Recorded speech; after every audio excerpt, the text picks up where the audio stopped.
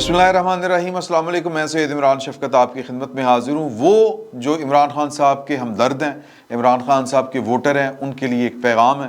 और वो जो इमरान खान साहब के मुखालिफ हैं, जो PDM के हमदर्द हैं, जो चाहते हैं कि हुकूमत कायम रहे, दायम रहे, वो जो कहते हैं कि सुप्रीम कोर्ट अपने हदूद से तजावज़ कर रही है, इन दोनों के लिए एक एक पैगाम है। पहला पैगाम इमरान खान साहब के हामियों के नाम कि आपने घबराते रहना है, और जो तुसी नहीं आ रहे, और वो जो हैं इमरान खान साहब के मुखालफिन, आपने घबराना नहीं है। आप इमरान खान साहब के बकौल कि सर कामती दे होते हैं और वक्ती तौर के ऊपर थोड़ी सी एक जिसको हम कहते हैं कि बदमज़गी कह लें, या एक डिच जिसको कहते हैं कि किया गया है इस लड़ाई में, एक पाकिस्तान की एक आला शख्सियत की तरफ से, पाकिस्तान की एक आला शख्सियत को, मैं सादा अल्फाज में ये बात करूँगा। और जब हम बात करते हैं कि पाकिस्तान की एक आला शख्सियत,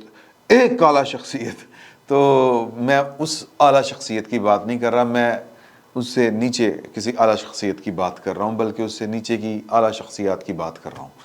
तो सर मेरे दोस्त हैं, आप अच्छी तरह से जानते हैं, उनका नाम है फैसल वड़ाइच। उन्होंने, उनका ये माकूला है, उन्होंने ये कहा है, उनका फरमाना है कि जो ताकत और इक़्तिदार की लड़ाई में इखलाक नाम का कोई हथियार नहीं पाया जाता। तो ये लड़ाई जारी है इस वक्त पाकिस्तान में। पावर पॉलिटिक्स, दुनिया की हर जो सियासत की लड़ाई, जहाँ पर जमहूरियतें, इंग्लैंड, बरतानिया, अमेरिका जैसे जो ममालिक है, जहाँ पर जमहूरियत 300, 400, 500 साल या 300 साल लगा के जड़ें पकड़ चुकी है, वहाँ पर भी जब पावर पॉलिटिक्स होगी, जब इक़्तिदार की जंग होगी, तो वो फिर सर्वाइवल ऑफ द फिटेस्ट होती है, और उसमें अखलाकियात जो है वो रोड के साइड पे ऊपर रख दी जाती है। जो दस्तूर और आइन का फ्रेम वर्क होता है, उसके अंदर मैक्सिमम लेवल के ऊपर जाके एक दूसरे के बाजू मरोड़े जाते हैं। पाकिस्तान में भी यही हो रहा है, पाकिस्तान में यही है। और मैंने आज पूछा कि यार कि ये जो 3 रुकनी बेंच है, इसने जो किया है, क्यों किया है? पहले इन्होंने किया था, और वो खबरें थी कि वो जो बाजवा साहब हैं उनके कहने के ऊपर किया था, वो जो रातान दालता, तो ये तो वो आपको याद है ना, वो सारी की सारी बातें।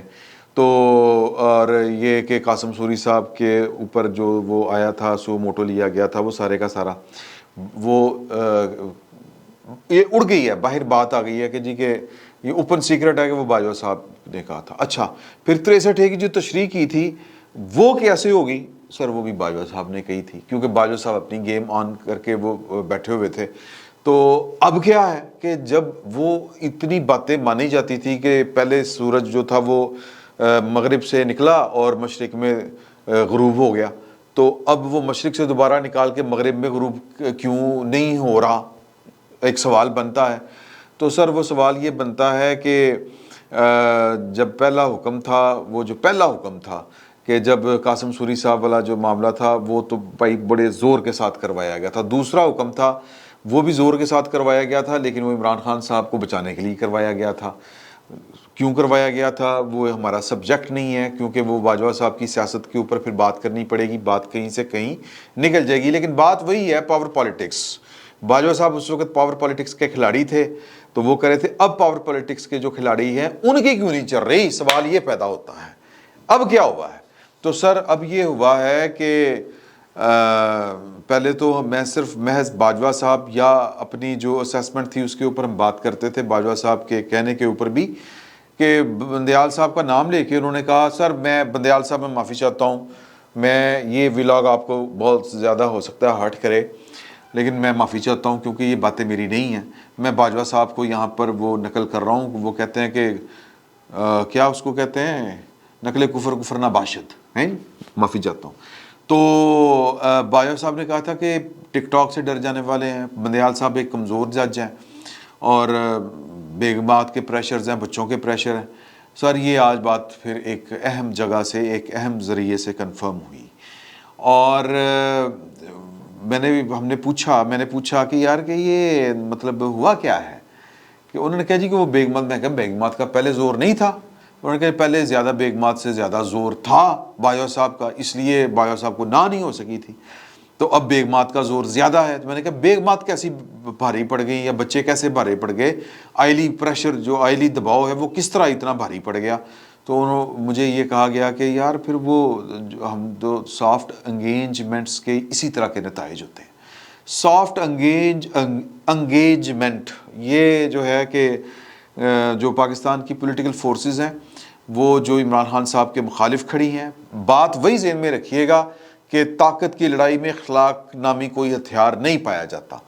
تو یہ بات سمجھائی جا رہی تھی، اور اس طرف والوں کو تو حکومت اور حکومتی لوگ جو تھے وہ ڈٹے کھڑے تھے کہ یار کہ یہ ہمیں جج نہیں دینے چاہیے، نہیں کمپرومائز کرنا چاہیے۔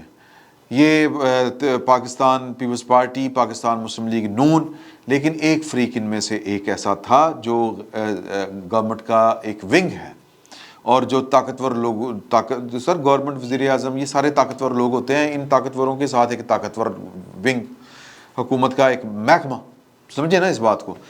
انہوں نے کہا کہ نہیں نہیں نہیں، ہمیں وہ ہمارے ساتھ ٹھیک چل رہے ہیں، ہمیں ان کے ساتھ ٹھیک چلنا ہے۔ تو وہ پھر اس کے نتیجے میں یہ ہوا کہ آپ کے وزیر قانون کو بھی گھر جانا پڑا، اس کے نتیجے میں یہ ہوا کہ وزیر جو تھے اٹارنی جنرل تھے ان کو بھی گھر جانا پڑا، کیونکہ انہوں نے دینے سے انکار کر دیا تھا پاکستان کی تاریخ میں پہلی مرتبہ۔ یہ میں جو ہے نا وہ پاکستان کی جو ہوتی ہے نا سپریم جوڈیشل کمیٹی، ایک کونسل ہوتی ہے، ایک کمیٹی ہوتی ہے ججوں کی تقرری سے متعلق، اس میں یہ والا سین چلا تھا، اور وہ جو بے نتیجہ جو تھا وہ اجلاس ختم ہو گیا تھا، پائن نو غصہ ہوئے گا، سمجھ رہے ہیں؟ تو جو مینج کرنے والے تھے اس طرف حکومت، اسٹیبلشمنٹ، سیکیورٹی اسٹیبلشمنٹ، جی ہر طرح کی اسٹیبلشمنٹ، پولیٹیکل اسٹیبلشمنٹ، ان سب کی طرف سے ایک بندہ جو تھا وہ بینچ، یہ والا جو بینچ ہے نا، اس طرح کا جو بینچ ہوتا ہے یا وہ جو لمبے والا بینچ ہوتا ہے، وہ بینچ کو ٹھیک کر رہا تھا کہ یار کہ بینچ ٹھیک رہے ہیں، سمجھ رہے ہیں نا اس بات کو۔ تو وہ اکیلا بندہ جو تھا وہ کر رہا تھا، تو اور وہ سافٹ انگیجمنٹس کے اوپر ورکنگ کر رہے تھے کہ دیو مسئلہ ہی کوئی نہیں۔ اور جب حکومت نے جب نہ کی الیکشن کمیشن کو بھی، اور انہوں نے الیکشن کمیشن کو کہا کہ وہ پائن جڑے نا، پائن ساڑھے ایک ہینڈسم کے مقابلے میں ان کے پاس بھی ایک ہینڈسم ہے، انہوں کا رابطہ ہے، تو آپ الیکشن جو ہے نا وہ انکار کر دیں، ملتوی کر دیں 8 اکتوبر، ویری گڈ ڈیٹ، تو کچھ نہیں ہوندا۔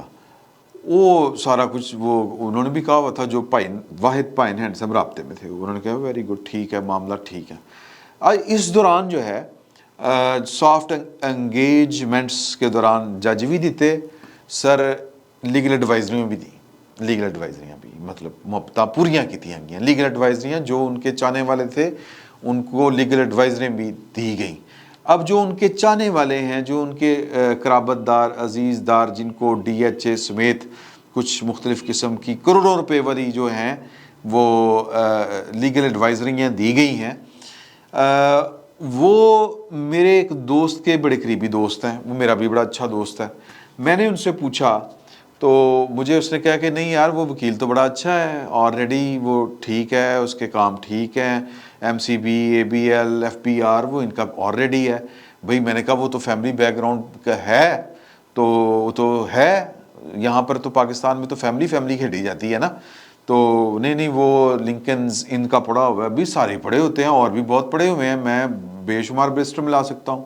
نہیں وہ جو نواز حکومت کے بھی وہ ان کی پوری فیملی نون لیگ میں ہے، اور جب یہاں پر ان کی حکومت ہوا کرتی تھی وہ تب بھی کبھی جناح ہاسپٹل کے بورڈ آف ڈائریکٹرز میں، وہ ہر جگہ پر وہ تھے، ان تھے۔ لیکن میرا یہ سوال تھا کہ کیا ان کو ڈی ایچ اے اور ادھر ادھر کی لیگل ایڈوائزریاں حالیہ دنوں میں ملی ہیں کہ نہیں ملی ہیں، دسو۔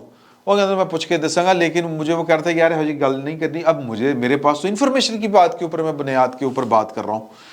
تو اب وہ بھی میں یہ بالکل نہیں کہہ رہا کہ وہ ایک بہت ان ناؤن قسم کے کوئی قرابت داری جن کو یہ لیگل ایڈوائزریاں ملی ہیں وہ تھے، تو جناب ان کو پہلے ان کے پاس کچھ نہیں تھا، بھئی ہوگا کچھ تحفہ محبت ہم نے بھی تو کرنی تھی نا، حکومت نے کی، سمجھ رہے ہیں نا، سمجھیں اس بات کو۔ اور وہ ووٹ حکومت کا ہے، جب قومی اسمبلی میں جب ووٹ پڑنے ہیں، 2 حکومت کے ووٹ ہیں، اس کا ہر دے، تو لہٰذا وہ تو بڑا اچھا ماحول ہے. تو جو سافٹ انگیجمنٹ کرنے والے ہیں ان کے ساتھ ہو گیا ہے دھوکھا میرے بھائیوں. اور یہ جو دھوکھا ہے یہ صرف اس وجہ سے ہوا ہے کہ یہاں پر اخلاقیات کو ہتھیار بنا لیا تھا کسی نے. اب آپ کو جو ہے نا ہمارے دوست جناب فیصل وڑیچ صاحب، ان کی آپ کو عظمت اور ان کی دانش کا آپ کو حساب اندازہ اب آپ کو ہوگا کہ یہاں پر کسی ایک طاقتور آدمی نے طاقت کے اس کھیل میں، اس لڑائی میں جو جاری ہے، اس میں ایک جو سافٹ انگیجمنٹس تھی نا، وہ ایک اس کو آپ یوں سمجھیں کہ اس لڑائی میں انہوں نے سافٹ انگیجمنٹ کر کے بیسیکلی اخلاق کو اپنا ہتھیار بنایا تھا. تو ناکامی ہوگی سر. اب یہ نہیں ہوگا. اب جو ہے دید، لحاظ، پیار، محبت، hello, hi, good you, bye, no. ہون ٹھا مطلب فزیکلی ٹھا نہیں.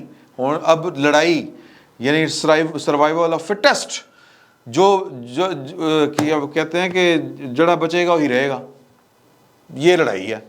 اب لڑائی جو ہے وہ میرا خیال ہے کہ کمانڈر اس میں بدلا جائے گا. یہ میری اسیسمنٹ ہے، یہ انفارمیشن نہیں ہے.